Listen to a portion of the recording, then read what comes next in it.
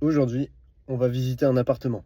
Bon, je t'ai un petit peu menti, en réalité j'y suis allé hier. Et d'ailleurs, désolé, mais tu ne verras pas de photos de cet appartement dans cette vidéo, voilà. Quelqu'un habite encore dans l'appartement, c'est sa vie privée, je tenais pas à montrer ça sur les réseaux sociaux. Alors maintenant, première question, qu'est-ce qu'on regarde en premier quand on veut acheter un appartement? Parce que là, il s'agit d'un investissement locatif, je suis pas en train de chercher ma résidence principale. Le premier truc qu'on va regarder, c'est le prix au mètre carré. Plus on va acheter en dessous du prix du marché, plus l'investissement va être rentable. Deuxième chose auquel il faut faire attention, c'est la taxe foncière et les charges de copropriété. Ici à Blois, on est dans une des villes avec la taxe foncière la plus grosse de France, si je dis pas de bêtises, donc ça peut vraiment être un élément qui peut tuer ton projet. À savoir que si ton bien est utilisé pour une profession libérale, tu peux reporter la taxe foncière à la charge du locataire. C'est pas notre cas ici, hein, c'est vraiment de l'habitation. Et maintenant qu'on a ces deux informations de plus, on va pouvoir voir un petit peu plus si c'est rentable ou pas. Bien évidemment, le meilleur indicateur de rentabilité de ton investissement, c'est de voir si le loyer que tu peux en tirer dépasse le remboursement du crédit que tu vas devoir faire à la banque. Si on négocie bien le prix d'achat, pour nous, ça sera le cas. Et ça, c'est vraiment un bon signal à envoyer au banquier quand il s'agit de monter un projet qui a l'air solide. Maintenant, pour ce qui est de la négociation, je vais te partager un outil que j'utilise à chaque fois que je fais une visite. L'outil, c'est DVF, demande de valeur foncière. Ça te permet de regarder la carte de la ville dans laquelle tu cherches ton appartement. Si tu as l'adresse, c'est encore mieux. Tu pourrais voir